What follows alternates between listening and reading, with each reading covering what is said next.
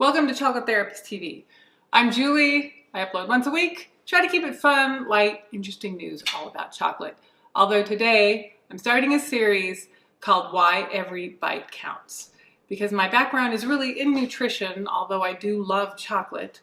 And I'm the author of this book called The Chocolate Therapist, User's Guide to the Extraordinary Health Benefits of Chocolate. But also the author of this book called The Last Damn Diet, a step-by-step guide to end your war with food forever. And this book is really more how I live my life. And I wanted to do a whole series around it because it's so important what you eat. And I think people don't really embrace just what happens. Now, I'm gonna be pulling information out of The Last Damn Diet. So for this whole series, I'm just gonna kind of go through chapter by chapter what I wrote and why it's important. And I just want you to think about something before we start here. Every single thing that you put into your body is being made into something. It's either being processed and made into a new cell, which is going to help you, or it's being filtered through and it's going to go out. But every bite that you take counts. And that is my point. And I'm going to try to impart how important it is what you eat. Now, I'm not saying that you should eat perfectly all the time. In fact, that's why I got into the chocolate business, because I thought, why not be able to have a treat that's actually good for you as well? But that's not part of this video. This is about conscious consumption and thinking about what you eat and how it affects your body. Now, I like to just think of it as if you're going to go build a house, you don't go to the junkyard and get the crappiest stuff and try to put together a beautiful home. You spend as much as you can possibly spend on the nicest materials, and then you build your house from there. So why would you do anything less than that with your body, your very own body where you live in it? Because if you put good, amazing food in your body, you're going to have good, amazing results. And chapter 1 in the book, The Last Damn Diet, is all about water, which I'm going to talk about right now. This is the easiest way to lose weight, to hydrate properly. And by the way, 50 to 75% of people do not get enough water every day to sustain optimal health. If you're not drinking at least half of your body weight in water, you're not getting enough. And I'm telling you, this is the easiest thing to do. And in the book, I just talk about doing this for a month or however long it takes so that it's a natural part of your everyday lifestyle before you even try to go on a diet. Because if you hydrate properly, you're gonna see a lot of times you're not as hungry, your body's flushing out toxins, you're losing water weight because you're not holding on to all that water weight to protect you against those toxins. So thing after thing after thing happening because all you're doing is drinking water. Here are some of the things that you might be suffering from. Fatigue. Dehydration actually causes a slowdown in enzymatic activity. So if you're tired all the time, you might be dehydrated. Constipation. I mean, this one's obvious. If you don't have enough water in your system to be able to eliminate properly, everything's going to get stuck in there. So if you're constipated, try drinking a little bit more water. High blood pressure. Now this was interesting to me when I first discovered this, but it makes sense. If you don't have enough liquid in your blood, the blood becomes thicker and it's harder for your heart to pump it through your system. So think about that. High cholesterol. Another kind of non-intuitive or counterintuitive thing going on, because what happens is if you're not getting enough water, the body produces extra cholesterol to seal the water in the cells that's there because it knows you're not going to drink enough.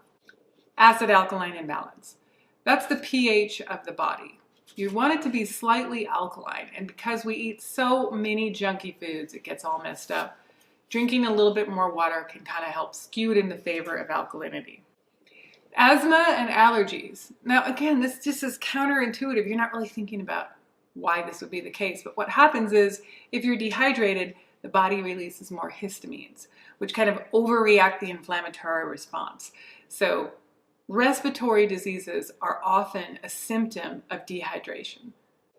Now, weight gain is also one of them, and this is kind of interesting. If you don't get enough water, which is a non-caloric food, obviously, then your body craves foods because it's going to extract the water out of the food. So you might be overeating when you're not even hungry, but your body is just craving the food just to get the water. So skin disorders, also problematic because the skin is one of the largest organs in the body. It's where a lot of toxins are eliminated. And if you don't have the proper amount of water to be able to get those toxins out, that's not going to happen. That can result in all kinds of different skin diseases. I'm just kind of go through the rest of these quickly. Joint pain and stiffness, obviously you don't have enough hydration in there, your joints can't work properly. Bladder or kidney problems, again, you're not getting the amount of water that you need to wash out all the toxins, so things are getting jammed up in there. And premature aging, of course, if you don't have enough hydration, your skin is going to start to get dry and wrinkle. So these are all things that are not just in this book, but they're all over the internet. So I am just encouraging you to make sure that you become aware of this conscious consumption thing that I'm talking about, of everything that you're putting into your body, because it counts. It's making the body that you're going to live in tomorrow. So are you putting in crap and soda and energy drinks and all of that, that each time the cell replicates, it's going to break into a little bit less healthy cell? Or are you putting good, amazing things in it? Now, when I drink water, I like to drink really good quality water. And I normally just have something at my house, a filter that I'm just refilling water bottles. Two of my favorites, and by the way, I'm not paid by these companies to endorse their water. I just happen to like their water.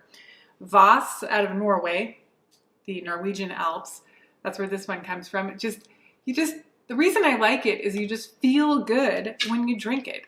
I don't know why. I haven't done the research on that.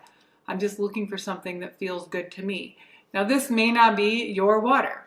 Best way to find out is to start drinking different kinds of water and figure out what you like. And the other one I really like is Smart Water. And again, I don't know why I like it. I just feel good when I drink it. So, not paid by this company to endorse its brand, but through drinking a lot of different types of water, I figured out which ones I like the taste of best and which ones affect me. And what I'm looking for when I talk about effect is clarity. Like, I want mental clarity and mental agility. I want to be able to feel clear, good, energetic. It's not always just about the water. Obviously, it's a lot about what you're eating as well. But the water has a lot to do with it. What does it make you feel like? So I weigh 120 pounds. I try to drink at least 60 ounces a day. Yes, means you're going to have to run to the restroom quite a bit, but I want every single thing in my body that has to do with water to be working perfectly. Actually, one of the things I do is I keep water right by my bed so that in the morning, before I even get out of bed, I can drink a whole bunch of water. I try to drink not one of these, maybe about half of one of these in the morning before my feet even hit the floor, to remind my body to drink water all day long. The goal of the Last Sam Diet was to create a natural program that you develop yourself that ideally ends up in your natural body weight and optimal health. And it's a program that you design, that you stay on, because really, if you try to go on someone else's program and you hate it, you're never going to stay on it. You got to develop something that works for you, designed by you, and all I'm doing is guiding you to find out what exactly it is that you like.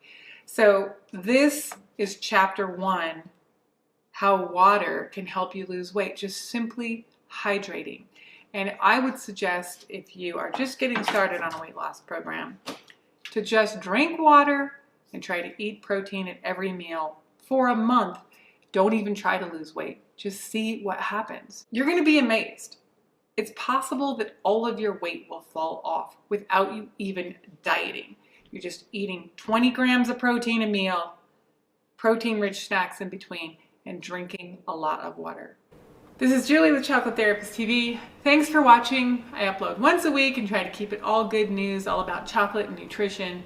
Right now I'm doing a series about why every bite counts, and this is episode 1, all about water and the importance of hydration in overall health and weight loss. Episode 2 is going to be all about protein, so check that out. See you on the next episode.